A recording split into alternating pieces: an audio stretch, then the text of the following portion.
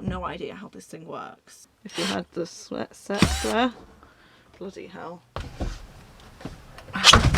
Screw down. Oh, that's just totally come out. Okay, let's just pretend that didn't happen. Hello and welcome back to I don't have a clue what I'm doing, but I'm converting a van into a campervan series. The material that I'm using to make the bed is this supposedly smooth planed, although it's still quite a bit rough, 44 by 44 timber from B&Q. I think having the bigger size is going to make everything a bit more sturdy and not just collapse below me as I'm sleeping. The bed slats that I'm using are these ones from IKEA. They're called Leroy, I believe, and it comes in all kinds of sizes, and these are very, very sturdy, and they are actually sprung. So I don't know if you can see that, but there's a slight curve in the bed slat. So what that means is, like, when you sit on it, there's like a slight spring. So I could probably get away with using a thinner mattress. The reason why I'm using these is because I got them for free off Facebook Marketplace. So I'm just going to use these and not cut them down. So my fixed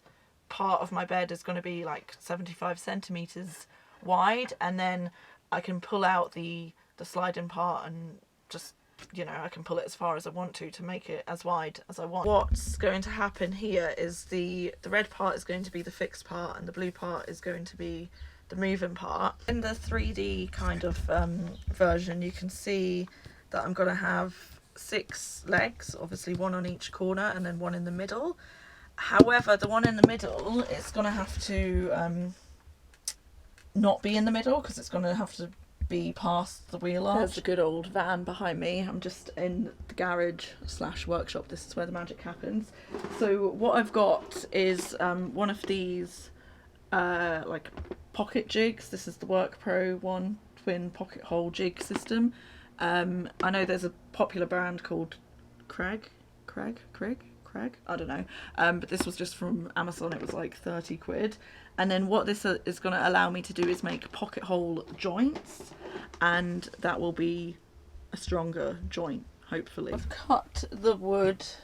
That width is 630, the length is 1,800, and then I've got 6 legs here, which are 340, so that it's just 10 millimeters taller than the top of the toilet, so that when the other bit goes on top, the toilet can slide in and out of the bed. And I think, you know, that's not a bit of wood. I think the cut, like some of them you can see it's not quite straight, but by my standards it's pretty good. I've only got 6 of these legs because I'm actually going to use the thinner wood that I used on the floor for the sliding out legs.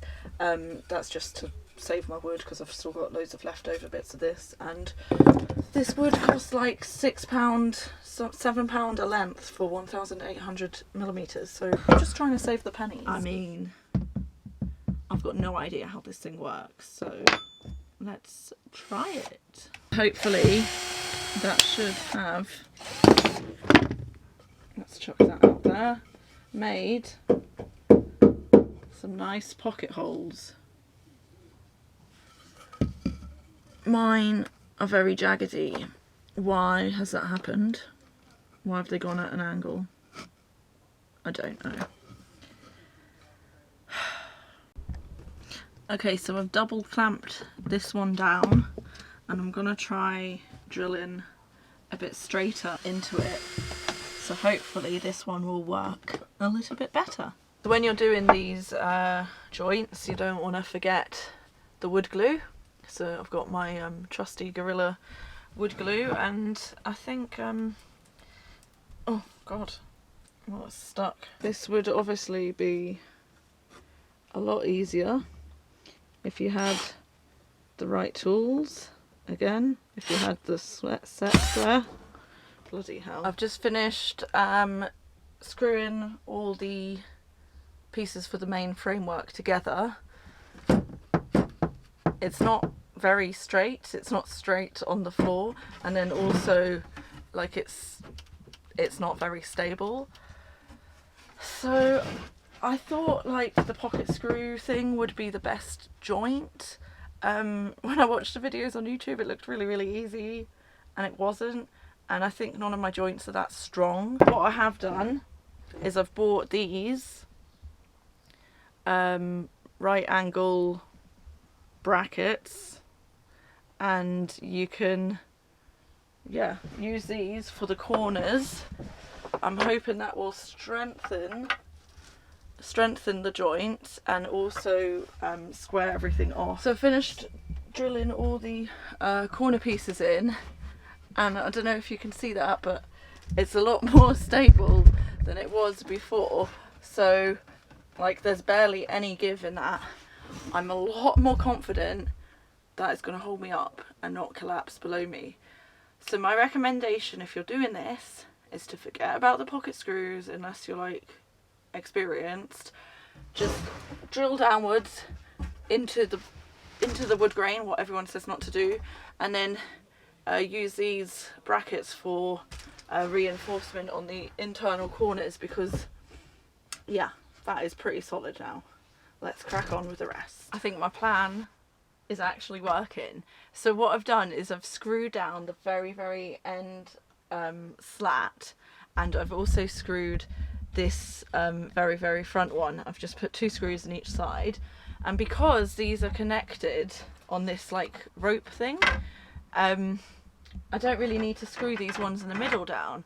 So I've just left them for now, because really they can't move this way forwards and backs, but they can move side to side, but due to the tension they're not really gonna like totally fall off. Like that's the furthest they're really gonna move. So I think it's gonna be okay. Before we go any further, we're actually going backwards. I've taken off all the slats from the frame so that I can attach the legs to the frame. For attaching the legs, I've just drilled some pilot holes in the positions where they're going to be, and then I'm going to use those one screw down and then those angle brackets again. This is just the main frame off the bed. Not gonna lie, pretty bloody impressed with that. So now I've just got to use this beam, put some legs on it, put the moving slats on it, put a runner beam along there, and then it should be done. Shouldn't be that hard. Hindsight is always a wonderful thing. While I've been trying to make the pull-out slats, I've decided that I'm just going to screw all of these slats down. But I'm only going to screw them on one side because I've just done this middle one here, and then just having it on that side allows the spring to still spring, and I don't really need it to be screwed down here because it's not going anywhere if it's just screwed in up there. So I'm going to do that.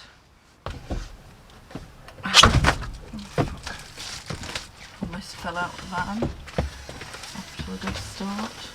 What I need to do now is make the runner rail for the bed. So I've just cut from the slightly smaller wood that I had left over from the floor. I've just cut that, and then I'll take you under the bed to show you what's going to happen. So here's the main frame, and then this sub rail, whatever, it's just going to get screwed up there. I'll just put 2 screws up underneath, and then that will allow space, you can see there, space for the runner rail to move along, and then that will help those slats move, I think. I'm actually having to cut the rope off these slats just because when I put them over the other slats, you can see that the rope is going over, and then it's quite tight, it's too tight. So I'm going to have to cut them all off, and then I'll have to screw the slats down. A new day has started. We're still building the bed. As I've said before, and I will say it again, everything takes a lot longer than you think. Like seriously, a lot longer. But all I've got left to do, and I feel like I've said this before, but seriously, all I've got left to do is to screw down the moving slats onto the moving part of the frame, and then to screw the whole bed to the floor so it doesn't go like flying across the van when I turn around a corner. Okay people, it is testing time. I haven't yet pulled it out. I wanted to get my first reaction on camera. What I've done is I've screwed down every movable slat on the front section here, and then on the back section, I only screwed the first two and the last two movable slats onto the move-in beam. So these ones are like still free. I just think it will allow for the spring action to work more, but because some are drilled in, the move-in part should move. Nothing is the right size, but let's see if this comes out. What's happened at the end here? Why is that stuck? Oh, there we go. Yeah, I think I've bloody done it. I've bloody done it. Oh my god, I've just made like a move-in bed. Maybe I should screw these ones down. Let's see if it goes back. Yeah, it doesn't quite close, which I expected. Okay, what was happening is because all the slats were lined up like parallel the same, I'll show you like on my diagram, they were lined up like this one. When I was pushing the moving part, it was actually catching, which I knew, or I thought would happen. When people use straight slats, it happens a lot, and you can put something underneath the slat to try and like push it up a bit. Some people use a washer, some people use just like a foam pad or something, and then screw into your move-in beam, so the slat will be kind of raised above. Alternatively, what I was thinking of doing was more like this, and I don't know why I didn't do that. Well, I do, because I wanted my bed to be 75 centimeters wide, and if I did that, it would have made the bed 44 millimeters wider, so like one more timber beam. And also, if I wanted it to be 75 centimeters wide, I would have had to cut the slats, which I didn't want to do, but I've ended up doing that. That's what I've done. So it's now like this pattern, and yeah, let's see now if this works better. So again, it's still a bit stiff, but that bit comes out. These ones are still not screwed down. Oh, that's just totally come out. Okay, let's just pretend that didn't happen.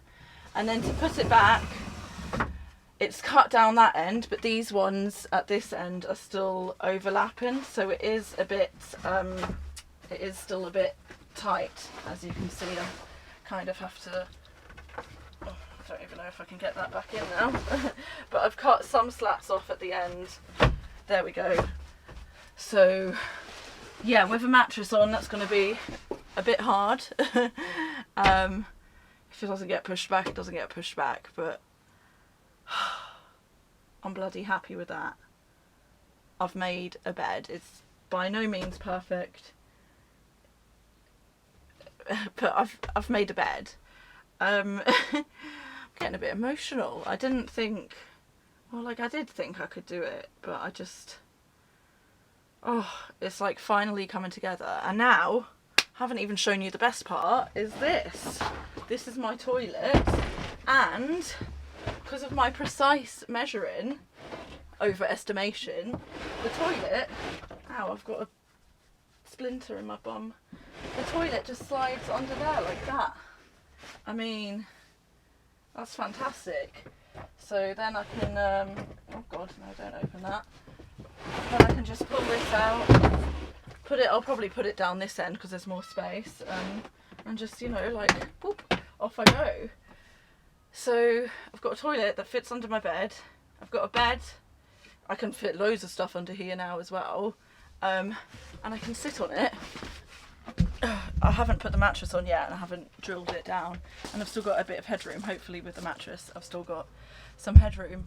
But yeah, I've, oh, where are we? I've made a bed. I've made a bloody bed. I can't believe it. That's all for this video.